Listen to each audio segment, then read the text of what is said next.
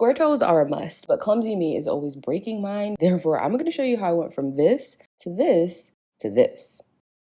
The pedicure process we've already gone over in last week's video, so I'll go ahead and link that in the description box and put it up on the screen. So the only other thing we have to do for prep is to cleanse the nail. So I'm using a gel cleanser, but you can also just use alcohol, at least 70%. And you can also use a bonder, especially if you have problems with lifting. And then after giving that a minute, I'm going to apply my base gel. And if you're not familiar with using gel, the thing about it is that you do not want to be messy with this. You need clean margins. So a little trick you can do if you kind of struggle with the whole wiggle to the cuticle method is that you can just lay your brush sideways. You do not want any gel flooding into the cuticle area. It's going to create a weird bump, and it's also going to affect your color application. So try not to tip your toes back like this because you're just going to be telling the gel to go in that direction. And don't worry, all the products that I'm using are linked in the description box, and then I'm going to cure that for 30 seconds. Gel self-levels on its own, so it creates a really nice, smooth, shiny surface like this. So check the reflection to check that you've actually covered the entire surface and to make sure that your gel is evenly applied. And then here comes the easy part. We're just going to use a dual form. You guys have seen me doing this before in a previous video, which I'll link up here, when I actually injured my toenail and wanted to grow it out. And you have two options. You can use a sculpting gel or a builder gel, something that comes in a jar and has a texture similar to this one. This one is one of my favorites, but a thing to note about using a gel like this one is the consistency. As you can see, it moves quite easily. And while not impossible, it does pose a problem when doing these gel extensions. So if you're using a dual form with one of these, you need to take an extra step by putting a nail form on your toe. And something that I highly recommend that you do before applying your gel is first flood your brush. And you'll notice that after working a little bit of the product in, instead of being essentially dry, the bristles are not only more streamlined, they're going to be easier to manipulate and will hold my product better. But I'm going to move on to poly gel because not only is this going to be the easiest in my opinion, but it's also going to be very beginner friendly.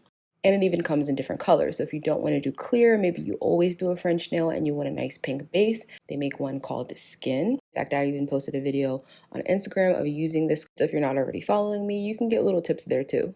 And the reason that I like this particular poly gel is because it is soak off. A lot of the ones, at least that came out in the early stages of acrylic gel or poly gel, those were made with hard gel, which has to be filed off. But again, this one you can just soak off with acetone.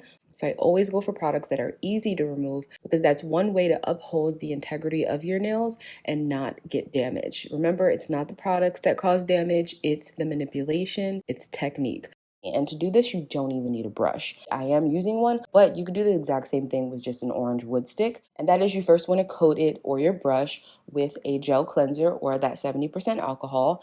And you want to gently pat the gel from side to side. First, to fill the cuticle area. And this is naturally going to disperse a thinner amount of gel on the edges. You never need as much as you think you do because as you can see, I have way more length than I even need. But that's okay because it's better to have too much than to not have enough. So starting at the cuticle, I first apply my form there, giving it a little bit of pressure, and I do mean a little bit. So I first do a quick initial cure by actually covering most of my nail. And the reason is because I don't want the free edge to cure because I want to go in and smooth it out from where I press the form down a little bit.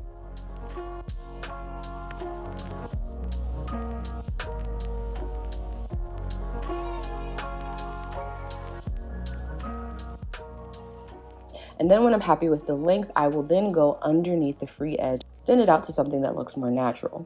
The dual form has already created a nice even surface. So we don't really want to tamper with that too much because it is essentially perfect, as you can see from the very high shine. But I am going to buff it with a buffing block, which is coarse.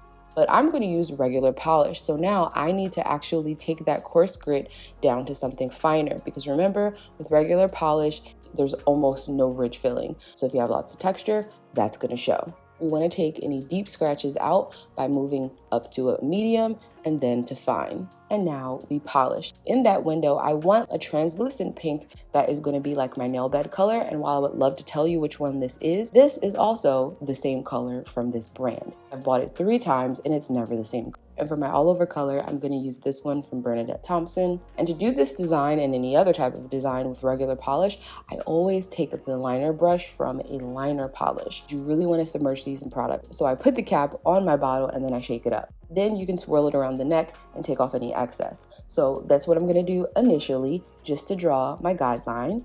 This is going to make it easier for you to draw your heart freehand.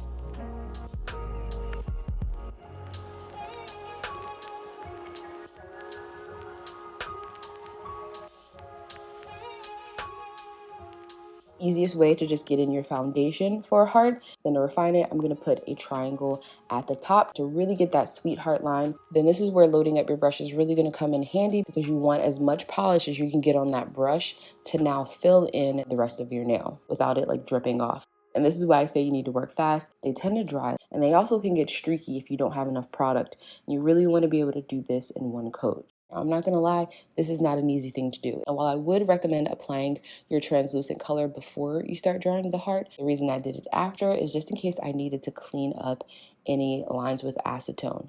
And I'm so sorry for not being able to get you guys a really good footage on this, but I was struggling. Like, it's hard to put myself in these positions, not be in the way of the camera, and like do what I gotta do. But if you guys want to see more designs like this, let me know. I can figure it out with more practice. And I hope you guys like this video. If you did, please do give it a thumbs up. I was thinking about doing a French in the next one. So if you approve, let me know in the comments. Do you want it to be white or should I do color?